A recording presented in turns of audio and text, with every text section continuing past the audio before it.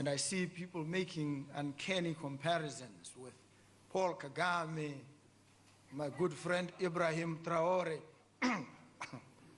And I say, some of these folks are operating in a slightly different environment, where their word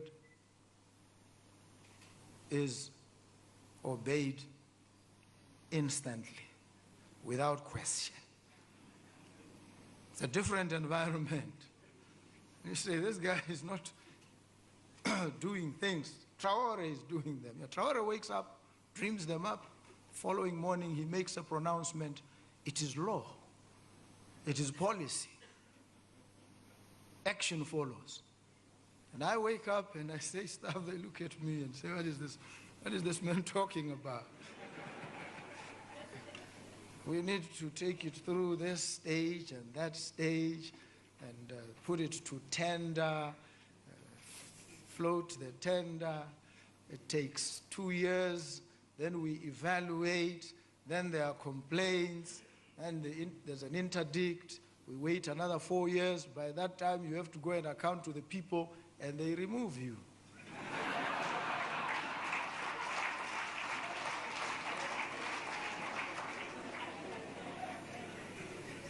Those who came before me did not fail because they didn't have ideas. They did. Maybe even better ideas. They just didn't implement them. Why? Because perhaps they failed to appreciate that the structures that are in place are not properly suited to the attainment of quick action. So you need to subvert some of these rules and processes unapologetically. And I will do it. Let me tell you here and now. I will. Within the confines of the law, and I know it. If there's anything I know, it's the law. That's all I know, really. So I will, within the law. Tell me to flight a tender, take 2 years to procure some much needed service. I'm not going to waste anybody's time with that. I'm going to take the quick route, as the crow flies, straight on to action. And I'll take fire from politicians. That's what I'm always ready for. I like it. I enjoy, I relish the fire. But I will do what is good for the people. For any industry that must drive and power this economy, we're going to do it together. Africa stands at a historic crossroads. So, with the ideas that you will churn out and channel to the government, which will be well thought out, informed by your experiences, we will then shape policy, develop our laws, and make the environment conducive to your doing the business that you so passionately love. There's another angle. When I broached the subject of a living wage of 4,000, one of the members of one of the business people said, we've gone beyond what you suggest. We've actually introduced a system by which our employees can also acquire some stake in the business and become part owners, shareholders in some shape or form of the business. Very interesting proposition. As a tool to manage, when they are invested in the business themselves, and they know that if they go on strike, they are affecting their own profits, as it were, or dividends, I don't think they'll be quick to strike. And so we can deploy this as a management strategy, actually. If we are not committed to the principle that at least it will manage our industrial relations, there will be no conflict. But there are other compelling reasons for the living wage, advanced by scholars and economists. They say it curbs absenteeism, that it increases productivity. When they are paid reasonably well, they are happier. They are therefore more disposed to perform optimally. That there is no decision fatigue. They apply themselves. And when productivity is raised, even the profits will increase. So there's a compelling argument for the living wage.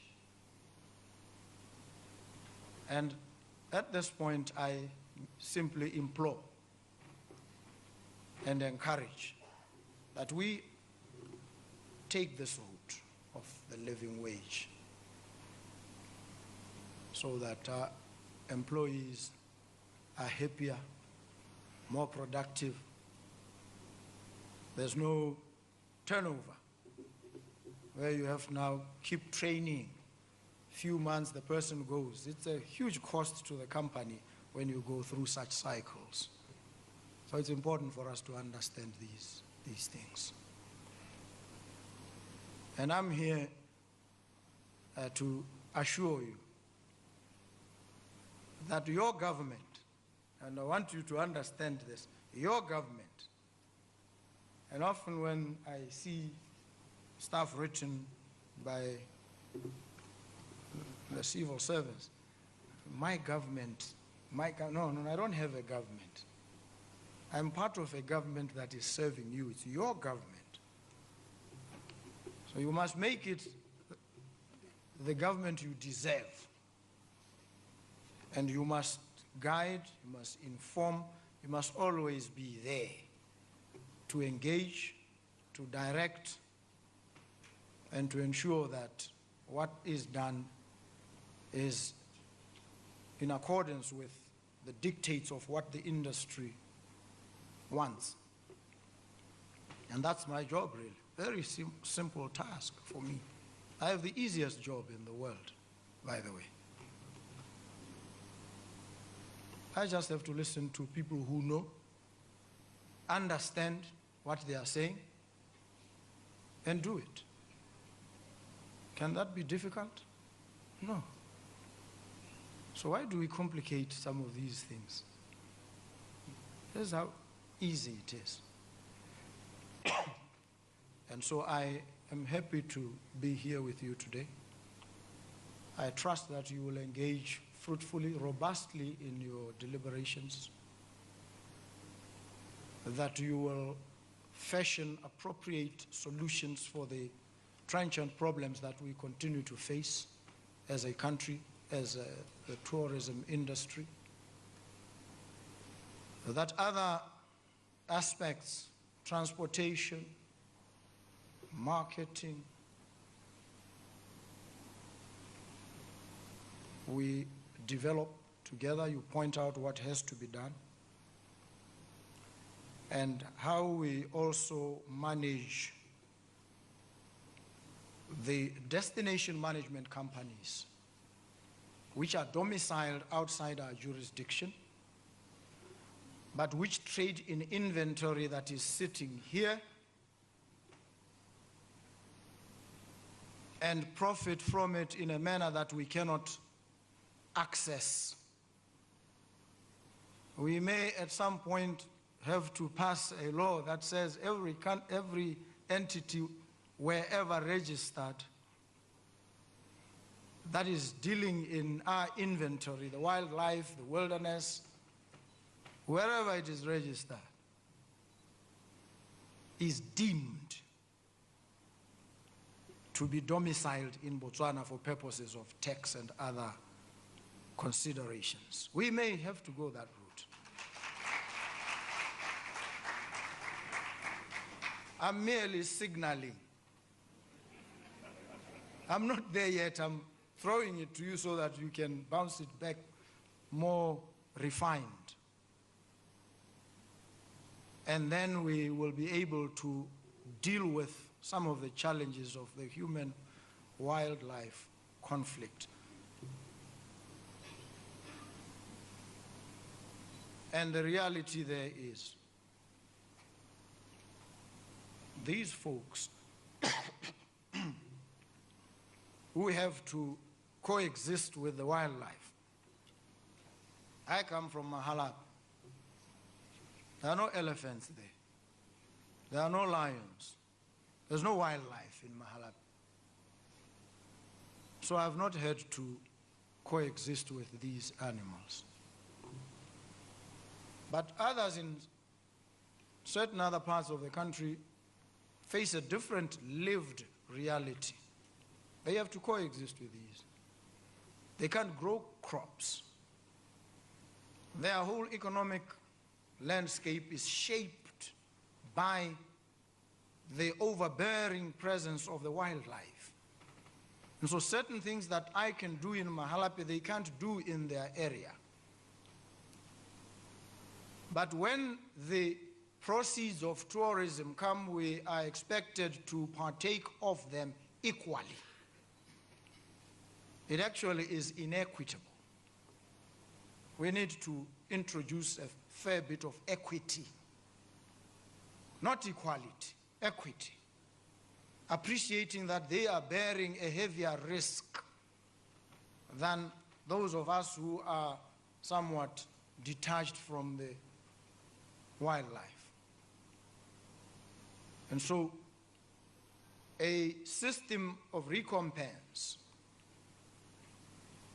that acknowledges this lived reality of theirs and invests a portion of the proceeds of this industry into securing their lives and livelihoods is actually a requirement at this point.